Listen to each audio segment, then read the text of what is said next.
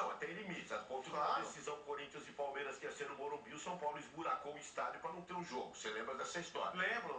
São Paulo então, não, uma gestão. Ah, bom. Não, uma gestão não. Se é que foi. Uma gestão foi. Uma gestão não. Então você fala, o São Paulo não é campeão do mundo. Foi na gestão anterior. Se é que foi. Não, se é que foi. Se é que foi, não. Sim. Mas Quem que era o presidente? Quem que era o presidente do São Paulo? Esse aí era. Mas é uma gestão. Pois é, de presidente do São Paulo. Então, agora acontece o seguinte, é que você falou, eu concordei com tudo, por isso que eu falei 99%, porque você, uma hora você falou assim, quando o time está em uma fase como o Corinthians, que andou dando 3.000 pessoas, então vou dizer para você que não é verdade. O Corinthians deu 3.500 pessoas no último jogo do campeonato, no Morumbi, no Pacaembu, com a chuva. Com a chuva danada. A chuva contra o Barueri para decidir o 10º lugar do Campeonato Paulista. É verdade. A história do Mas o exemplo para colocar logisticamente é esse. Não seja a história do Corinthians. Na história do Morumbi, o São Paulo é o 8º público da história do Morumbi. O primeiro público foi um evento religioso, você sabe disso.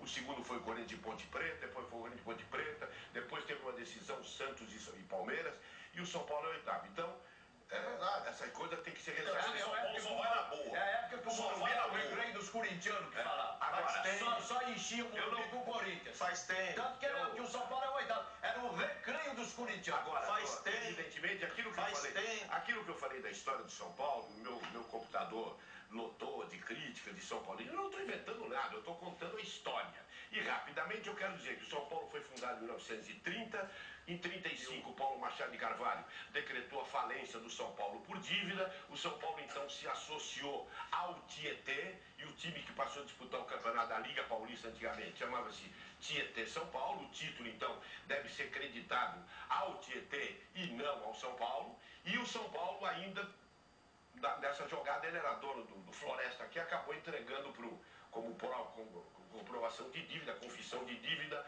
ao São Paulo. Aí veio a guerra, estou resumindo uma história, não é coisa inventada. Veio a guerra e todo mundo sabe que o Brasil ficou fora do eixo na Segunda Grande Guerra e tudo aquilo que era de alemão, de japonês ou de italiano podia ser tomado. E o São Paulo queria pegar tudo. O São Paulo quis pegar o Parque Antártica, é por isso que o Palestra, apesar de ser um nome grego e não um nome italiano, o Palestra mudou rapidamente para Palmeiras, porque o São Paulo não está lá, e aí ficou um campo no Canindé, que não é o Canindé da Portuguesa, que era dos alemães, e o São Paulo, então, por força de guerra, acabou tomando.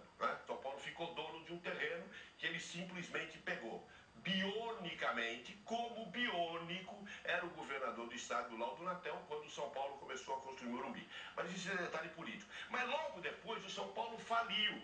E houve um jogo no Parque Antártica chamado o Jogo das Barricadas, em que jogaram Corinthians e Palmeiras, e o Porfírio da Paz, que era o presidente do São Paulo, encheu o campo de barricada e a torcida do Corinthians e do Palmeiras iam lá depositar moeda. E ele, com a bandeira do São Paulo, andou passando pela arquibancada para os torcedores depositar. É história, eu acho que já passou muito. Bom, doutor, eu vou voltar direito à expressão marcada aqui depois do intervalo, depois que o senhor chamou o São Paulo de grileiro. Até já.